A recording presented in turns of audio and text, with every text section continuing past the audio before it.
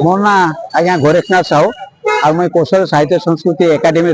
मुई साधारण संपादक अच्छे जार सभापति अच्छा आम पद्मश्री डॉक्टर श्रीनिवास उदाता और उपसभापति अच्छा पद्मश्री आम हरधर नाग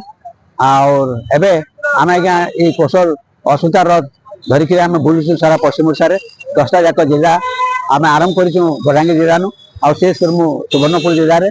और यार उद्देश्य हूँ आज्ञा एक नंबर रे जे आमर पश्चिम ओडिशा भाषा जेनटा कि आम मातृभाषा कोशली भाषा ताके संविधानिक मान्यता मिलू आमर छुआ मान को प्राथमिक स्तर रे तांकर मार भाषा रे पाठ पढ़ा जाऊ। 3 नंबर है ये भाषा के ओडिशा 2 नंबर सरकारी भाषा भाव में मान्यता दिया जाऊ।